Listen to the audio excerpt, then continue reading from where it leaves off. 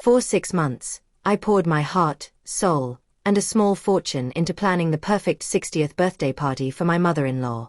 I wanted to prove once and for all that I was more than just the new money wife they all whispered about. The Napa Valley vineyard was stunning. The Michelin star food was exquisite. Everything was perfect. Until it was time for the family to be seated at the head table. As my husband, Leo, and his family took their seats, I searched for my own. My heart stopped. There was no chair for me. Leo just chuckled. "Oops," he said, as his family laughed along. "Guess we miscounted." In that moment, something inside me snapped. I met my husband's eyes, smiled calmly, and said, "Seems I'm not family," and walked out. They thought I went home to cry. They were wrong. 1 hour later, as the lights went out and the caterers started packing up mid-meal, they discovered the truth. I hadn't just paid for the entire event. I had just cancelled it. Every single part of it. This is the story of how I stopped trying to earn a seat at their table and decided to burn the whole thing down instead. Don't miss a single moment of the fallout. Subscribe to my channel, hit that like button if you're ready for some revenge, and let me know in the comments. What would you have done? The air in Napa Valley hung thick and sweet with the scent of late-season grapes and old money. From the veranda of the Ethelred Vineyard's private tasting room, I watched the sun dip below the rolling hills, painting the sky in strokes of apricot and gold. Everything was perfect. Almost. I smoothed down the front of my silk sheath dress, a nervous habit I thought I'd shed years ago. For the past 6 months, every spare moment of my life had been channeled into this single evening. Eleanor Vance's 60th birthday party. My mother-in-law. No detail was too small. The string quartet playing Vivaldi wasn't a local group. I'd flown them in from Juilliard. The floral arrangements weren't just roses. They were Juliet roses, each bloom costing a small fortune, cascading from every surface in gentle blushes of peach and cream. The chef curating the 7-course meal wasn't just good. He had 2 Michelin stars and a notoriously long wait list I'd managed to bypass with a significant donation to his charity of choice. This party was my testament. A testament to my competence, my generosity, my unwavering desire to finally, be accepted as more than just the new money wife of their golden boy, Leo. My own company, a tech startup I'd built from my garage into a Silicon Valley powerhouse, had afforded me this lifestyle. It afforded Leo this lifestyle. Yet, in the eyes of the Vances, my success was somehow less refined, less legitimate than the ancestral wealth they'd been diluting for 3 generations. "Liv, you're worrying again." Leo's voice, smooth as the aged bourbon he loved, came from behind me. He wrapped his arms around my waist, his chin resting on my shoulder. "Everything is stunning. Mother will be speechless." "That's the goal," I murmured, leaning back into him. But the unease lingered. I'd seen the look in Eleanor's eyes when I showed her the proofs for the invitations, a flicker of something that looked less like gratitude and more like competitive assessment. I'd heard the way my father-in-law, Arthur, had grunted about the cost, as if my money was his to worry about. "They're going to love it," Leo insisted, kissing my cheek. "You're the best thing that ever happened to this family. You know that, right?" I wanted to believe him. I truly did. But as I watched the first of the Blacktown cars crunch up the gravel driveway, I couldn't shake the feeling that I was nothing more than the skilled architect and financier of my own gilded cage. The guests were a blur of tailored suits, designer dresses, and the practiced smiles of California's elite. I was the perfect hostess, my own smile fixed in place, my hand linked with Leo's as we moved through the crowd. I laughed at their jokes, inquired about their children, and accepted their effusive compliments on the event. "Olivia, darling, this is just extravagant," a woman whose name I'd already forgotten purred, her eyes scanning the opulent decor. "Eleanor deserves the best," I replied smoothly. The Vance family, however, operated on a different frequency. They moved through the party as if they were royalty and I was merely the court planner. My sister-in-law, Chloe, sidled up to me, a flute of champagne in her hand. "I have to hand it to you, Olivia," she said, her voice a little too loud. "It takes a certain kind of boldness to put on a display like this. So very you. She took a delicate sip, her eyes gleaming with malice over the rim of her glass. A backhanded compliment wrapped in a velvet insult. New money taste. Gaudy. I felt a familiar heat rise in my cheeks. I'm glad you're enjoying it, Chloe. I looked for Leo, needing his support, but he was already across the room, laughing with a group of his old college friends. When I caught his eye, he simply raised his glass in a toast, oblivious to the small daggers his sister threw. Later, when I mentioned it, he'd just chuckle and say, "Oh, you know, Chloe. Don't be so sensitive. Lighten up." It was his mantra, the shield he used to deflect any responsibility for his family's casual cruelty. As the evening wore on, the feeling of isolation intensified. I was the host of the most exclusive party of the year, yet I had never felt more alone. I was an orbiting moon, providing light and spectacle, but never truly part of the planet everyone else was standing on. The vineyard manager, a polished man named Julian, approached me with a deferential nod. "Mrs. Vance, we are ready to seat the head table for dinner service." "Thank you, Julian," I said, my hostess' smile clicking back into place. The head table was the centerpiece of the evening. A long, ornate oak table set on a raised platform under a canopy of twinkling fairy lights and hanging wisteria. It was meant for the immediate family. Eleanor and Arthur, Leo and me, Chloe and her husband, and Leo's grandmother. A table for 7. Eleanor, beaming as the birthday queen, was led to her seat at the head of the table. Arthur sat to her right. Her mother sat to her left. Chloe and her husband took their seats next.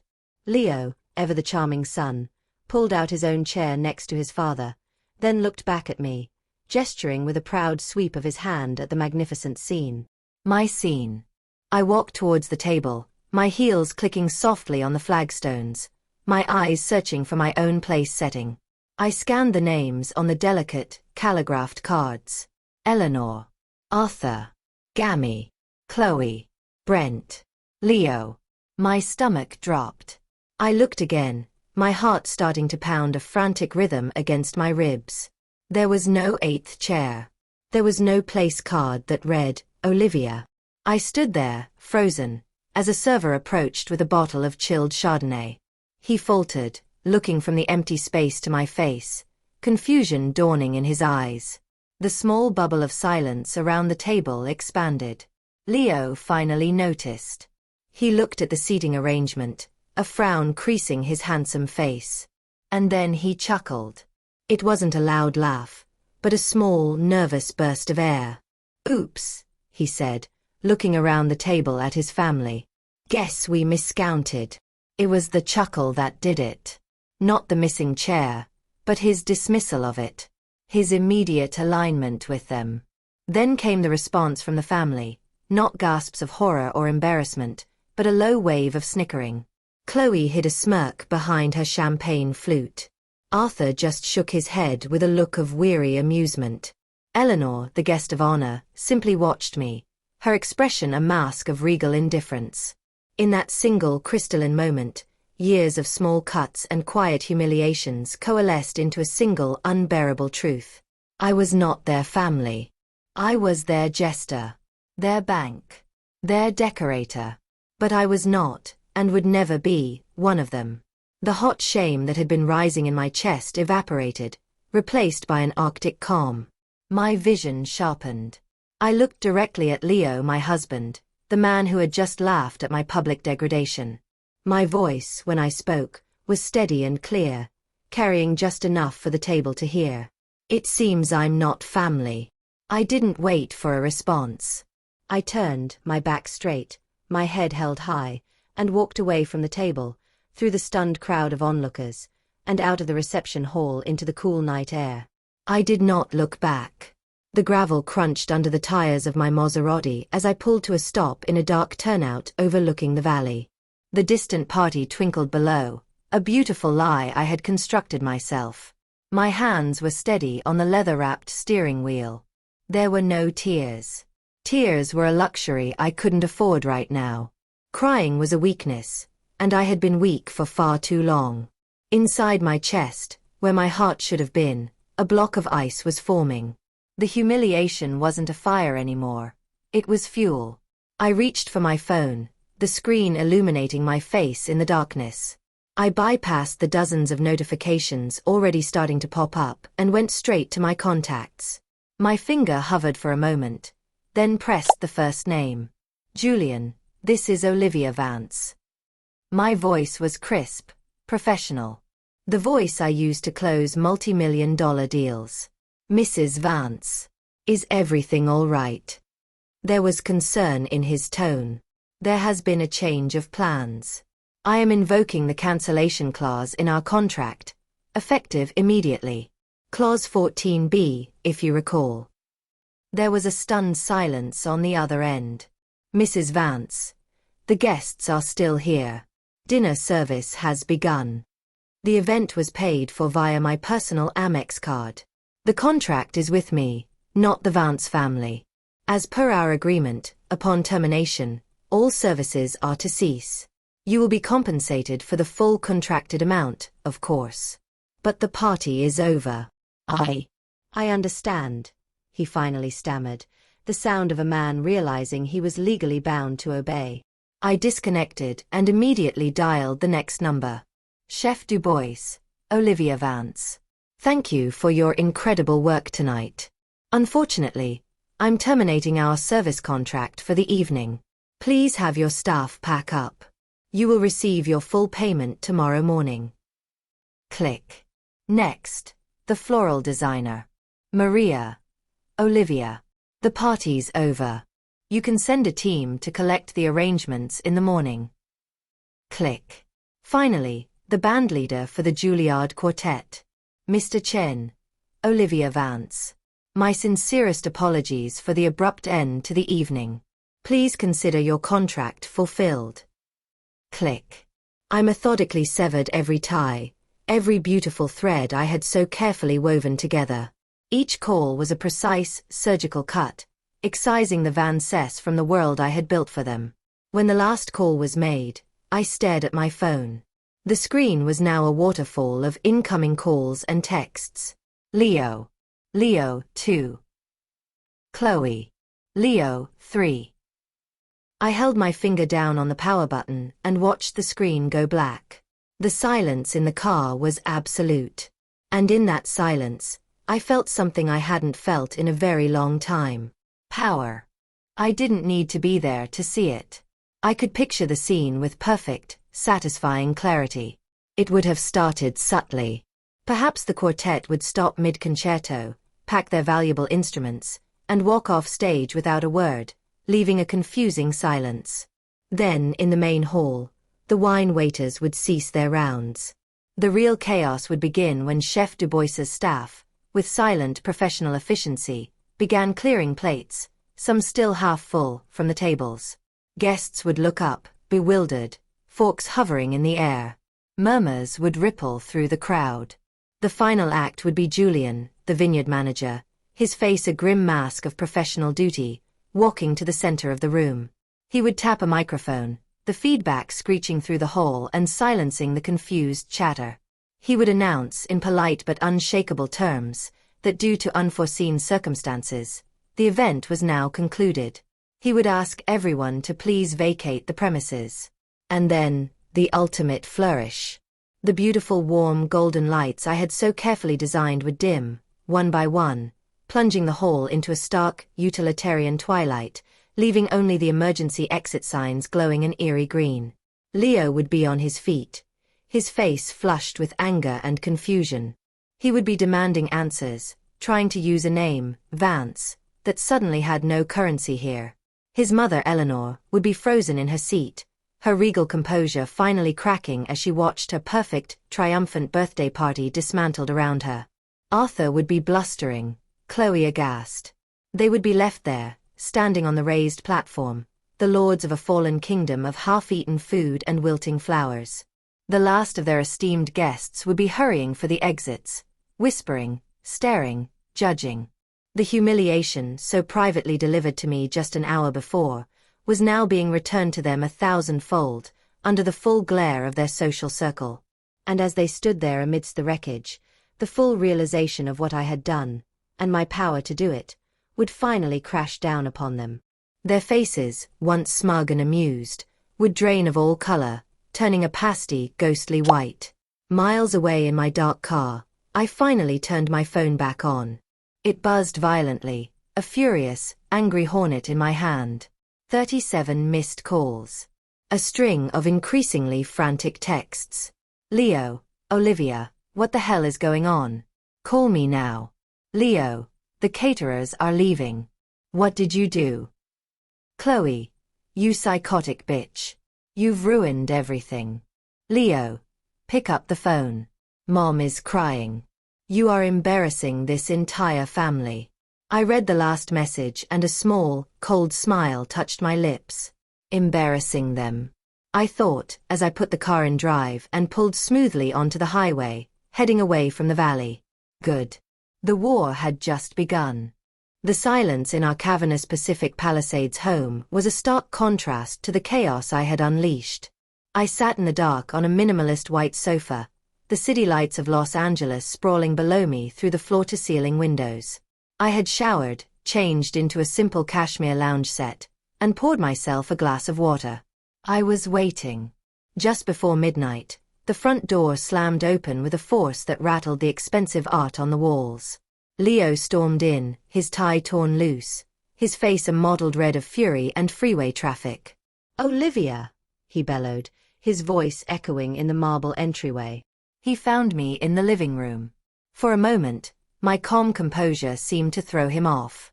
He expected tears, hysterics, a fight. He did not expect stillness. Do you have any idea what you've done? He seethed, pacing in front of me like a caged animal. Any idea at all? You humiliated me. You humiliated my mother on her 60th birthday. You made our family a laughingstock in front of 200 of our closest friends. I took a slow sip of my water. They weren't my friends, Leo. And after tonight, I'm not your family. They made that quite clear. I merely accepted the terms. Accepted the terms? By nuking the entire event. He laughed, a harsh, incredulous sound. This isn't a business deal, Olivia. This is my life. My family. All you had to do was swallow your pride for one night. Was that so hard? And there it was. The truth, stripped bare of all his practiced charm. My pride was the problem. My feelings were an inconvenience. My public degradation was something to be swallowed, digested, and kept quiet for his comfort. She was crying, Olivia, he said, his voice dropping in a tone of wounded accusation. My mother. You made my mother cry. I was humiliated in front of 200 people and you chuckled. I shot back, my voice dangerously quiet. I was publicly disowned by the people I have spent 5 years trying to please, and you told me to lighten up. So you'll have to forgive me if I've run out of sympathy for Eleanor's tears. He stopped pacing and stared at me, his eyes cold. You need to fix this. First thing tomorrow, you will call my mother and apologize. Then we will issue a statement, a gas leak at the venue, a catering emergency, something. We can salvage this. I looked at him, truly looked at him, and the last vestiges of the man I thought I married crumbled away. He didn't see a wife. He saw a PR problem. A crisis to be managed. A checkbook to fix it. No, I said softly. What? No. I will not be calling your mother. I will not be salvaging anything. This isn't a mess, Leo. This is a reckoning. I stood up, placing my glass on the coffee table with a soft click. I think you should leave. Leave. This is my house, he sputtered. You live here, I corrected him, my voice like ice. But the deed, like the vineyard and the caterer and the string quartet, is in my name. I suggest you go back to your mother's. It seems there's finally a seat for you there. The next 48 hours were a masterclass in Vance family tactics. The first salvo wasn't a phone call, but a crisp, cream-colored envelope delivered by courier. It was from Latham and Watkins, the law firm that had guarded the Vance family's interests for half a century. The letter was a symphony of veiled threats and legal jargon, speaking of reputational damages, intentional infliction of emotional distress, and breach of familial duty. It was absurd, but it was also a clear threat. We are old money. We have power. We will crush you. They expected me to be intimidated. A younger Olivia would have been. But the woman who had walked out of that party was different. I read the letter twice, then picked up my phone. My own lawyer, a sharp, no-nonsense woman named Tara Desai, specialized in high-asset divorces and corporate litigation. When I hired her years ago to handle my company's contracts, she told me, always be the most prepared person in the room. Tara, it's Olivia Vance, I said when she answered. They've made their first move. I forwarded her the letter. Her reply came in under 5 minutes. Predictable. They're trying to bully you into submission. Don't respond. We attack. Her email laid out the strategy. A defensive crouch was useless. The only way to win against a dynasty like the Vances was to dismantle their foundation. By the end of the day, acting on Tara's recommendations, I had engaged 2 of the best financial operatives in the state. The first was a forensic accountant, a quiet, meticulous man named Marcus Thorne, whose only passion in life seemed to be finding irregularities in complex spreadsheets. The second was a private investigator, a former FBI agent named Ben Carter, who was known for his discretion and his unnerving ability to find what people wanted hidden. What am I looking for, Ms. Vance? Ben had asked on our secure call. I'm not sure, I admitted, my voice steady. The Vance family presents an image of unimpeachable integrity and old-world success. I want to know if that image is real. Look into Vance Holdings. Look into their personal finances. Look into my husband. The words felt strange and cold in my mouth. I wasn't just a wife anymore. I was a client commissioning an investigation into the man I shared a bed with. There was no turning back now. I was opening the books on my own life, and I had a sickening feeling the numbers weren't going to add up. A few days later, an email slipped into my inbox. It was from an encrypted address with no name, the subject line simply reading, Vance Holdings. My pulse quickened. Ms. Vance, I believe I may have information that is relevant to your current situation with the Vance family. I was a former executive assistant to Arthur Vance. If you are interested in the truth behind the company's pristine reputation, I am willing to talk. Your discretion is, of course, paramount. We agreed to meet at a small, unassuming coffee shop in San Jose, far from the prying eyes of the Los Angeles social scene. The man who stood to greet me was young, maybe 30, with sharp eyes that held a lingering bitterness. His name was David Chen. Thank you for meeting me, he said, shaking my hand nervously. Thank you for reaching out, I replied, getting straight to the point. You worked for Arthur. David nodded, stirring his coffee with a ferocity that betrayed his calm exterior. For 5 years. I was his right hand. I saw everything. He explained that he'd been fired 6 months ago after discovering a discrepancy in an acquisition budget. When he brought it to Arthur's attention, thinking he was being helpful, he was dismissed the next day with a paltry severance package and a non-disclosure agreement that had been ruthlessly enforced. He called it a redundancy, David said, his voice laced with venom. What he meant was, I was getting too close. Close to what? I asked, leaning forward. The real books, he said, lowering his voice. Vance Holdings projects this image of steady, conservative growth. It's a lie. Arthur is a gambler, but not with cards. He makes reckless, high-risk investments, funded by debt. When they fail, the losses are buried in shell corporations or written off in ways that, well, let's just say the IRS would be very interested in. He didn't have documents. He'd been too careful to take anything when he was fired. But he had names. Names of offshore accounts, obscure LLCs, and a private banker in the Cayman Islands. He runs the company like a personal piggy bank, David concluded. And he taught his son to do the same. I left the coffee shop with a notebook full of leads and a cold, hard certainty. This wasn't just a toxic family. It was a criminal enterprise hiding behind a respectable name. And David Chen had just handed me the map to their treasure and their ruin. Marcus Thorne, the forensic accountant, worked with chilling efficiency. A week after I hired him, a password-protected file appeared in my inbox. The report was 50 pages long, a dense narrative of numbers, dates, and transfers. I read it in my home office, the one where Leo and I had supposedly planned our future together. The betrayal was written in black and white. It wasn't just a few thousand here or there. For the past 2 years, Leo had been systematically siphoning money from our main joint investment account. There were monthly transfers, each one for exactly $50,000, to a corporate account for C Boutique LLC, Chloe's failing fashion vanity project. He had funneled over $1 million of my money to prop up his sister's hobby. Worse were the cash withdrawals. Large, irregular sums pulled from an account I thought was for household expenses. Marcus had cross-referenced the dates and locations with Ben Carter's preliminary findings. The withdrawals perfectly matched the dates of a known high-stakes, underground poker game in Beverly Hills. Leo wasn't just entitled.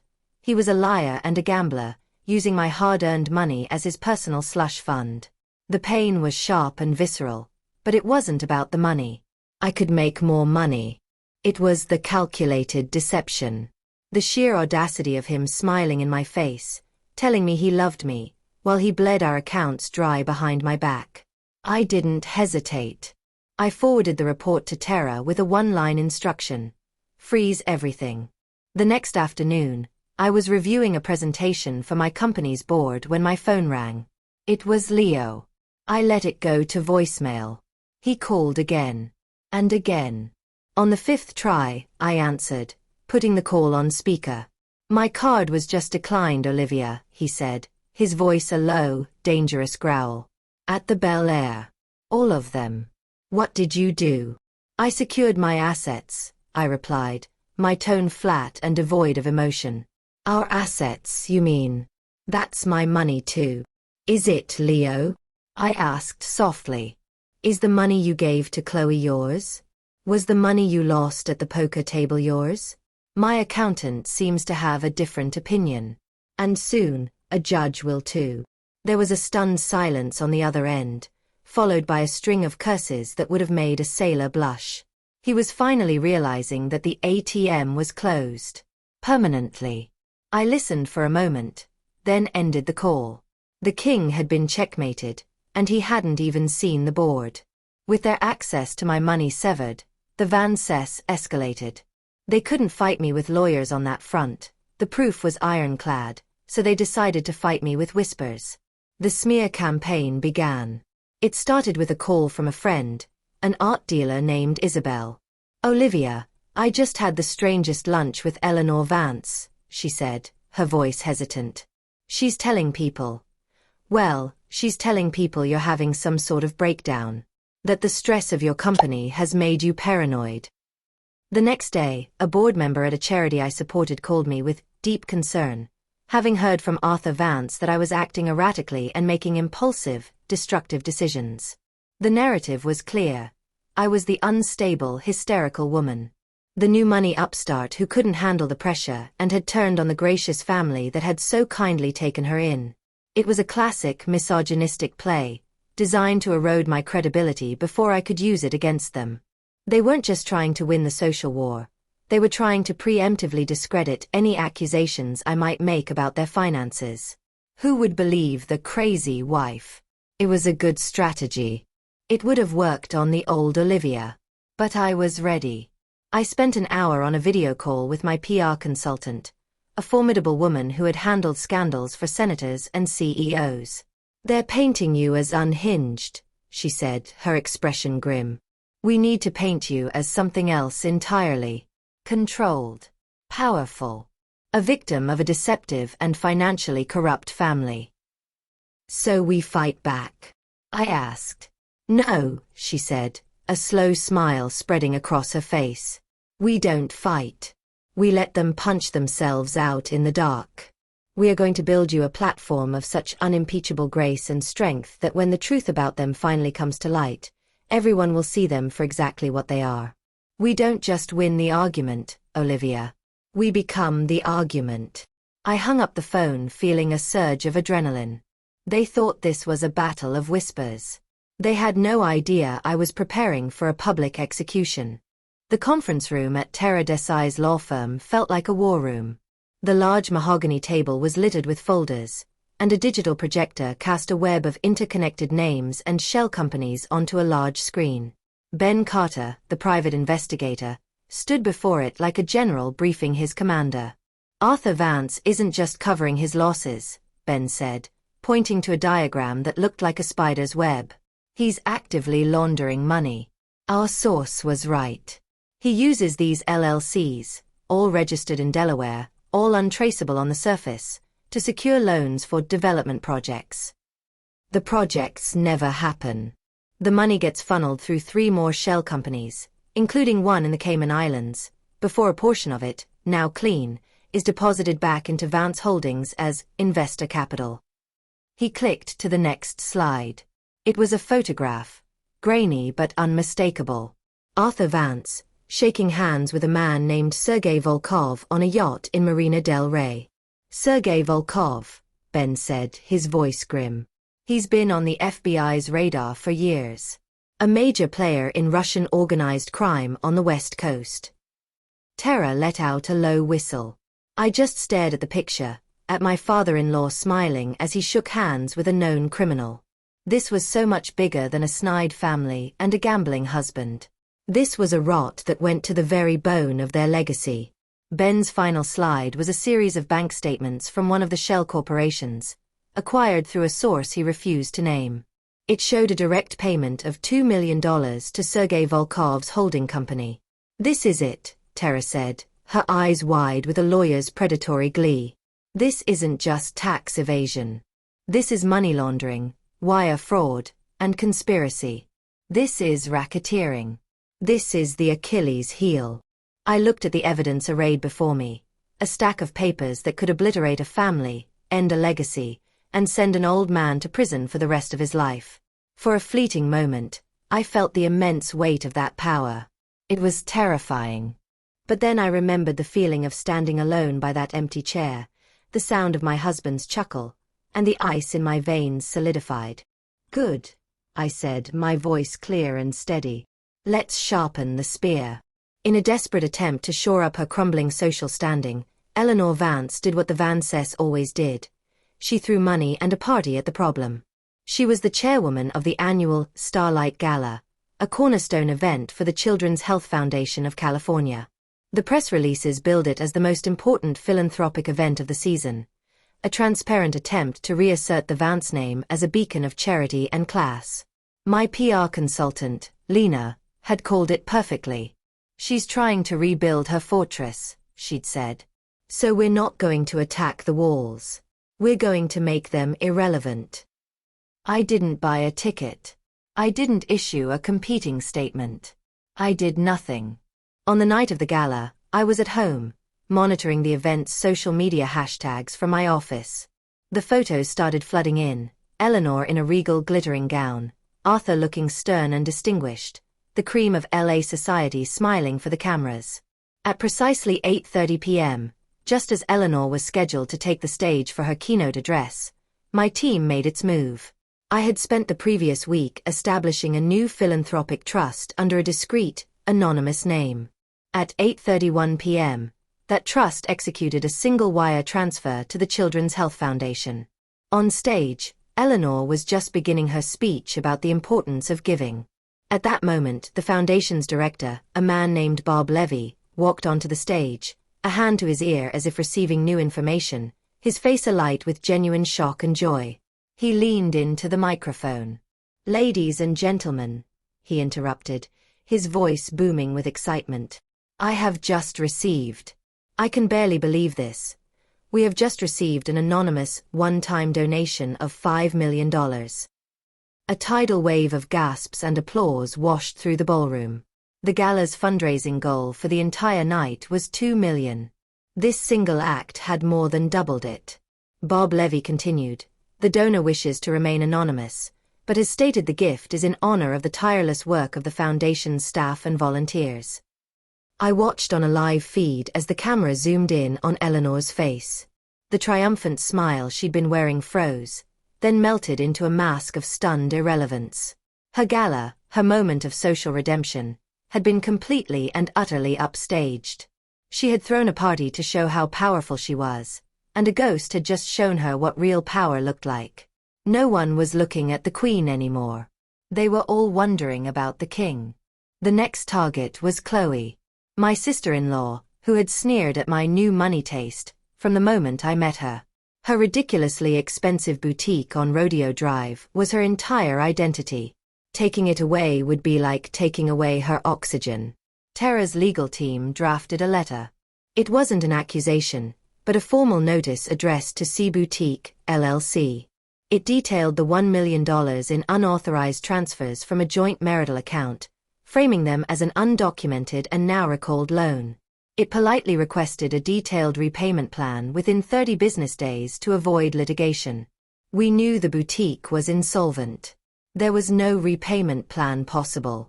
The letter was designed to create legal panic.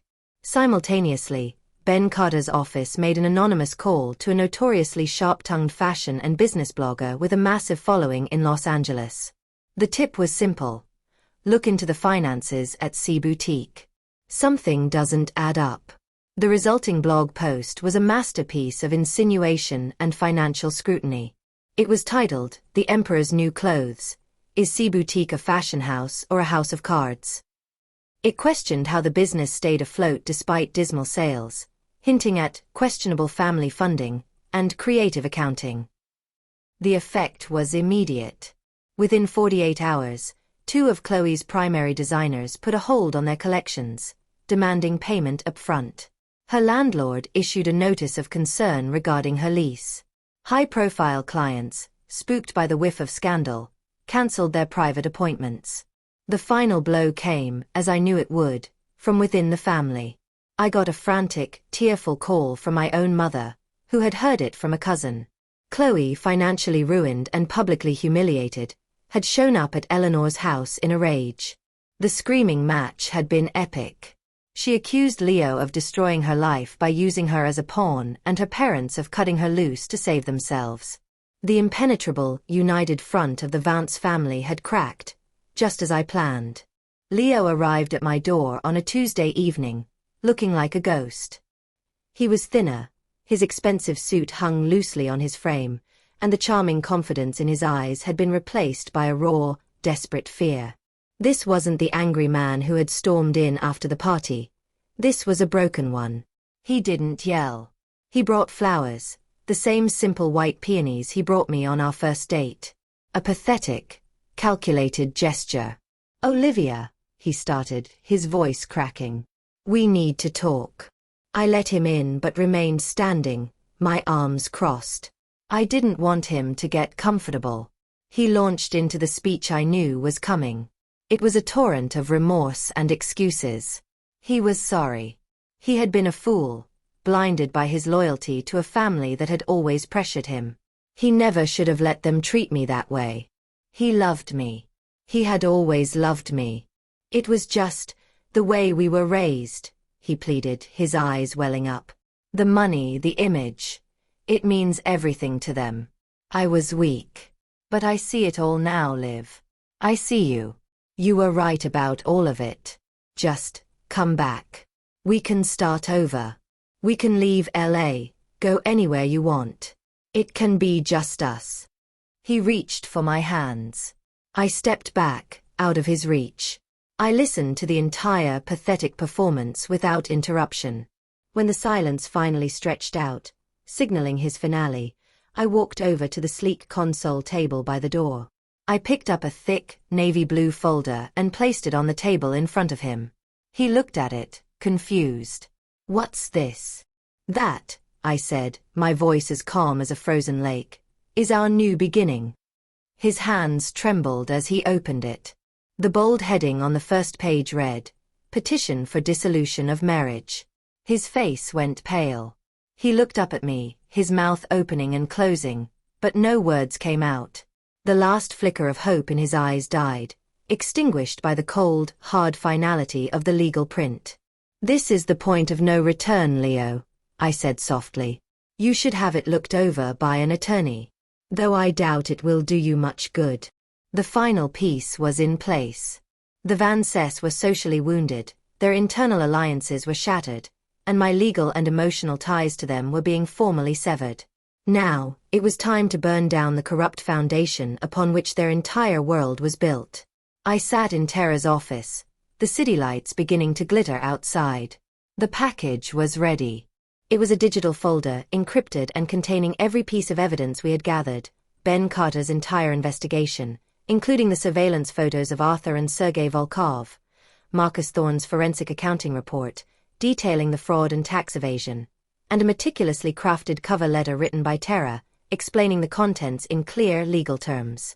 There were 2 recipients. The first was the Enforcement Division of the U.S. Securities and Exchange Commission. The second was a man named Mark Riley, a Pulitzer Prize-winning investigative journalist at the Los Angeles Times whom Tara knew personally and trusted implicitly. Once we send this, there is no going back, Tara said, her hand hovering over the mouse. This will trigger federal investigations. Seizure of assets. Possible indictments. It will be on the front page of the news.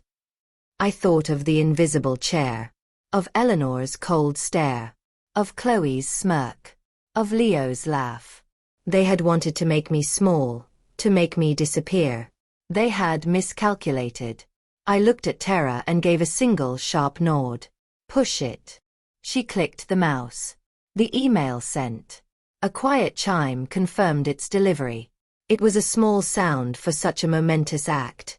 It was the sound of a pin being pulled from a grenade. The sound of the first domino tipping over, poised to strike the next in a cascade of beautiful, righteous destruction. It was the sound of the end. The explosion happened on a Thursday. It wasn't loud, but it was seismic. The front page of the Los Angeles Times, both in print and online, was dominated by Mark Riley's exposé. The headline was stark: The Vance Veneer, How and LA Dynasty Was Built on Fraud and Fed by the Mob. The article was a brutal, meticulous demolition of their legacy. It detailed the shell corporations, the fraudulent loans, and most damningly, it featured the grainy photograph of Arthur Vance shaking hands with Sergei Volkov. My name was mentioned only once, in a carefully worded sentence crafted by Tara and my PR team. The investigation was reportedly triggered by information uncovered during the contentious divorce proceedings between Leo Vance and his wife, tech CEO Olivia Roman. Roman. My maiden name. I was already shedding their identity. The story was the lead on every local news broadcast. I watched from my office as helicopter footage showed federal agents in navy blue windbreakers carrying evidence boxes out of the gleaming, glass-walled headquarters of Vance Holdings. Later, the cameras shifted to the gates of the Vance estate in Bel Air, a barricade of news vans forming a media siege. The Vances, who had meticulously curated their public image for decades, were now trapped in their home, their name a synonym for disgrace. The friends who had attended their parties and laughed at their jokes now crossed the street to avoid reporters asking for comment. The social judgment they had wielded like a weapon was now turned upon them with crushing, relentless force. They weren't just losing their money, they were losing their name, the only thing they truly valued. Their trial by media had begun, and the verdict was already in. She came for me a week later. I was at my company headquarters, a sleek, modern building in Culver City that was my true home. My assistant buzzed me, her voice tight with panic. Ms. Roman, Eleanor Vance is in the lobby. She doesn't have an appointment, and she's refusing to leave. Let her come up, I said calmly. And please ask security to wait on this floor. When Eleanor walked into my office, she was almost unrecognizable. The regal composure was gone, replaced by a wild, haggard look. Her expensive clothes were wrinkled, her hair was a mess, and her eyes burned with a furious, desperate fire. You, she hissed, her voice a venomous rasp. You did this. You snake. We welcomed you into our family, and you destroyed us. I remained seated behind my large glass desk, a barrier of cool professionalism between us. You never welcomed me, Eleanor. You tolerated me. There's a difference. We gave you everything, she shrieked, taking a step forward. Our name. Our status. And you were nothing but a greedy, ungrateful viper waiting to strike.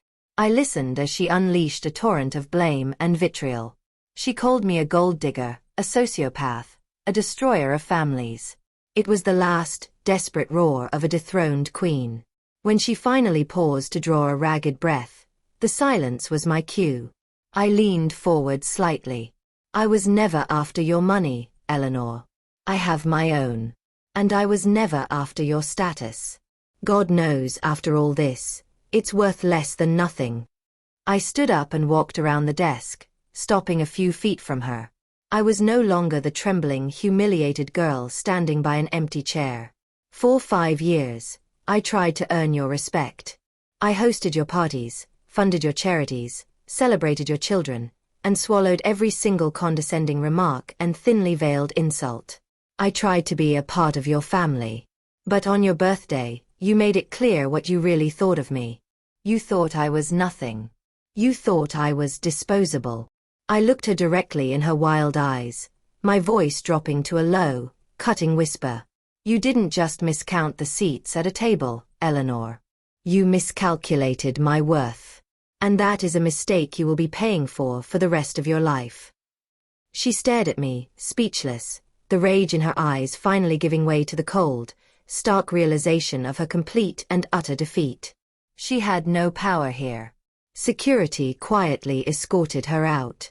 I never saw her again. The divorce was not a battle. It was a surrender. Armed with incontrovertible proof of Leo's financial infidelity and the family's extensive criminal activities, Tara dismantled his legal team's arguments before they could even be made.